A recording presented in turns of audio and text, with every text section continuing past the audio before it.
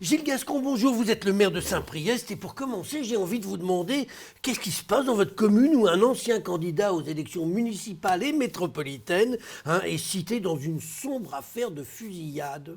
Oui, j'ai appris ça un petit peu comme tout le monde, ça s'est passé cette semaine.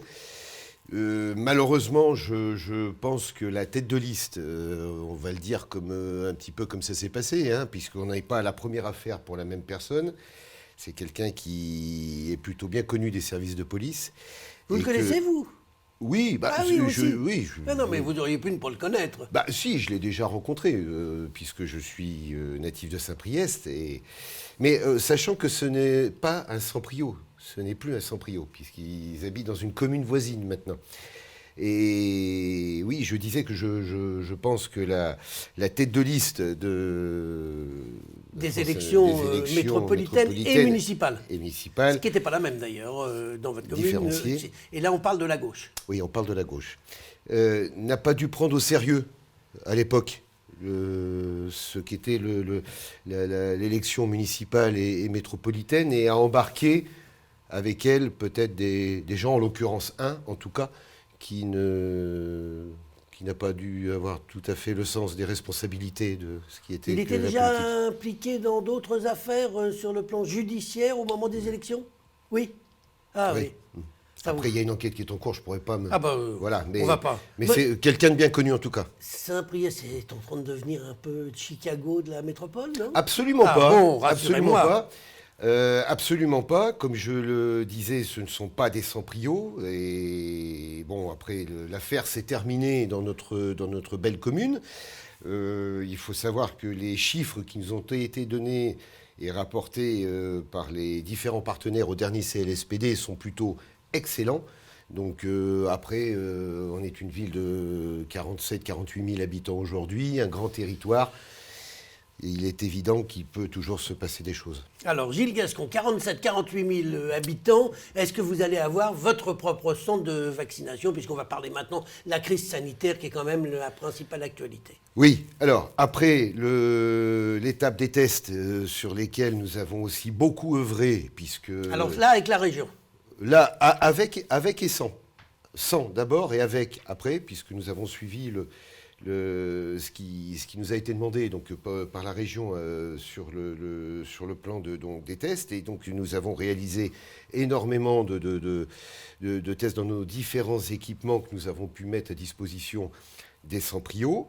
Et nous avons fait la demande à l'ARS et à la préfecture de pouvoir avoir l'autorisation d'ouvrir un centre de vaccination, puisque un certain retard a été accumulé au niveau national.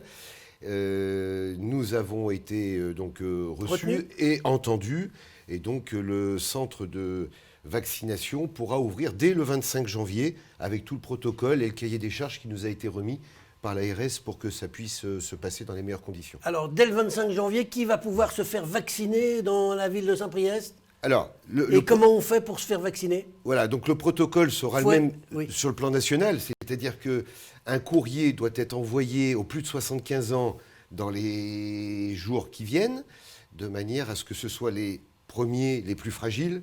Donc Gérard Collomb ne va pas encore le recevoir parce qu'il a un tout petit peu moins. Ni Gérard Rangel d'ailleurs. Je vous remercie de le noter. Et donc les plus fragiles donc, seront les premiers à être vaccinés, les résidents d'EHPAD également. Nous mettons aussi à disposition une navette qui permettra aux personnes, aux seniors qui ne peuvent pas se déplacer facilement, de les emmener au centre de vaccination. Qui sera où alors? Qui sera à la salle Mosaïque, rue Aristide Briand, à Saint-Priest, donc un axe très connu des sans-prios. Nous accueillons également la ville de Mions en partenariat avec notre centre de vaccination. Et donc la population sans-priote et miolante pourront venir rapidement à partir du 25. À partir du 25, donc, et chacun recevra une lettre en fonction de son éligibilité. Avec un numéro de téléphone qui sera à disposition également pour pouvoir prendre rendez-vous par téléphone ou par Internet. Internet. Dites-moi, Gilles Gascon, le Premier ministre a annoncé hier la généralisation du couvre-feu à 18h. Est-ce que ça vous paraît une mesure utile? Absolument pas. Bon. Soyons clairs. Je pense qu'on est tous à peu près sur la même ligne, sauf le gouvernement, malheureusement. Nous avons nos commerçants qui souffrent énormément depuis déjà presque une année complète. Nous avons le couvre-feu à 20h. Alors, ils chassent l'apéro. On va mettre à 18h pour éviter que les gens puissent faire l'apéro. Non, à un moment donné, il faut être sérieux. C'est soit on reconfine, ou soit on laisse redémarrer l'activité comme elle doit redémarrer. Les gens font la queue dans les grandes surfaces. Je veux dire, à un moment donné, il faut Qu'ils savoir. fassent la queue dans une grande surface ou au bistrot pour prendre l'apéro, c'est la même Je chose. n'irai pas jusque-là. Ah bon? Non, non, je ne vais pas jusque-là. Mais je ne pense pas que le couvre-feu à 18h réglera le problème.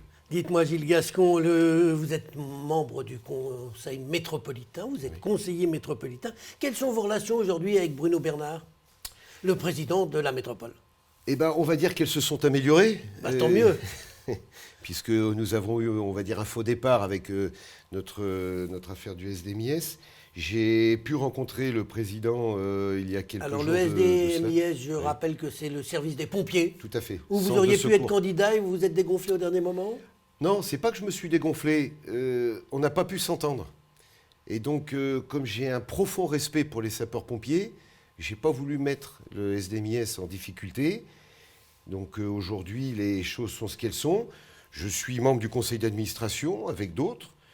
Voilà, donc je et nous serons extrêmement vigilants sur la suite. Alors, les relations sont améliorées avec le président de la métropole, c'est-à-dire que vous vous êtes vus, vous avez évoqué les dossiers? On s'est vus, nous avons pu évoquer des dossiers extrêmement sérieux et importants sur le transport lourd. On a pu parler un peu métro, on a pu parler un peu Porte des Alpes avec le développement économique également, parce qu'il y a quelques sujets sur lesquels nous pouvons nous retrouver. Et donc, bon, il est en début de mandat, on essaye d'avoir une perspective et de pouvoir regarder un petit peu loin, puisqu'il y a des sujets comme le grand contournement, on a une enquête publique qui va démarrer sur la 46 également, etc. Enfin bon, voilà, il y a beaucoup de sujets qui sont sur la table et je pense que les choses devraient, je l'espère en tout cas, bien se passer dans les semaines et les mois qui viennent. Avant de nous quitter, juste un petit mot, votre projet de patinoire, ça fond ou c'est écoutez, toujours d'actualité?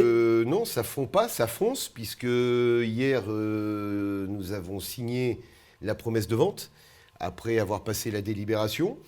Donc les choses sont sur les patins et on va dire que ça glisse. Et ça glisse. Espérons que vous n'avez pas chuté en étant sur vos patins. Gilles Gascon, je vous remercie. Merci à vous.